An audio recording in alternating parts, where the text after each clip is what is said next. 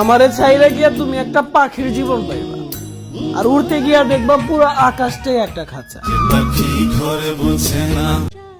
তোমার উপর কোনো অভিযোগ নাই আমার, আমি নিজেও জানি আমি যোগ্য না তোমার।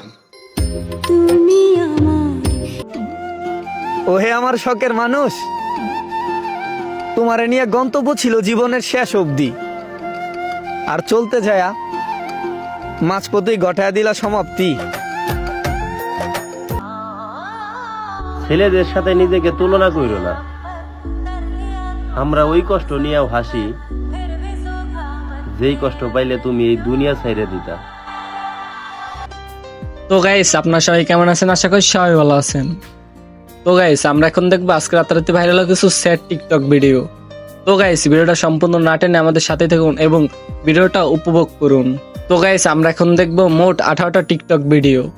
তো গাইস চলুন আমরা এখন দেখবো 1 থেকে 6 নাম্বার ভিডিও। আফসোস হয় মানুষটার জন্য, মানুষটা আমার খুব শখের ছিল। আমার জানতে খুব ইচ্ছে করে আমি কেমন হলে তোমার মনের মতো হতে পারতাম। জান, খুব ভালোবাসি বলে বিশ্বাস নিয়ে নিঃশ্বাসটাই বন্ধ করে দিলা।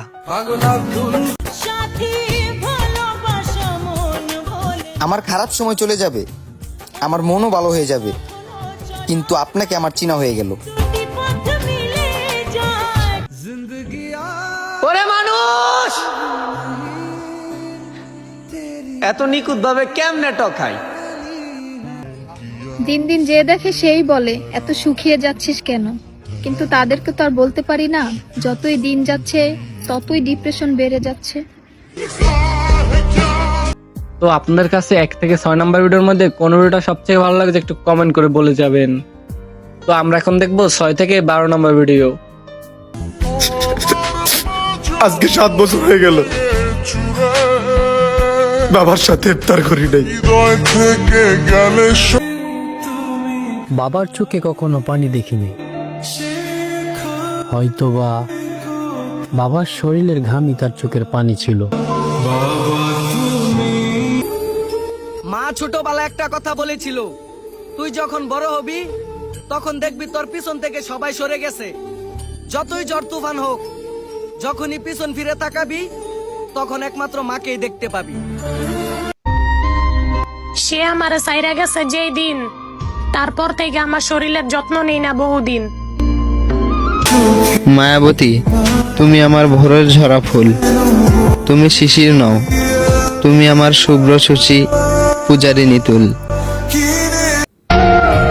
প্রিয় বাবা, আমাকে মানুষ করতে তোমার ঝরানো প্রতিটা ঘামের ফোঁটা যেন এক একটা জান্নাতের নহর হয়। তো আপনাদের কাছে 6 থেকে 12 নম্বর ভিডিওর মধ্যে কোন ভিডিও সব থেকে ভালো লাগছে একটু কমেন্ট করে বলে যাবেন। তো আমরা এখন দেখবো 12 থেকে 18 নম্বর ভিডিও।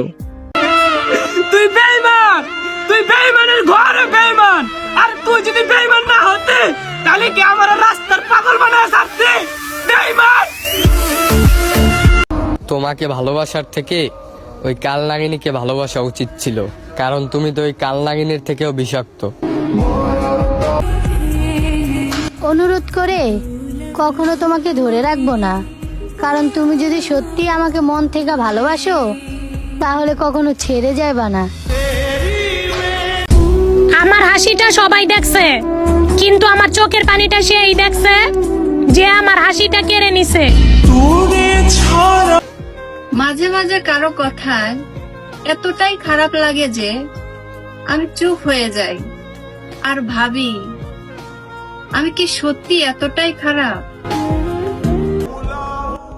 আমি তোমার কাছে সুখ খুঁজতে গিয়েছি, দুঃখ না।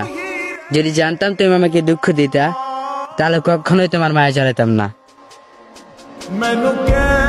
তো আপনার কাছে 12 থেকে 18 নম্বর ভিডিওর মধ্যে কোন ভিডিও সব থেকে ভালো লাগছে একটু কমেন্ট করে বলে যাবেন।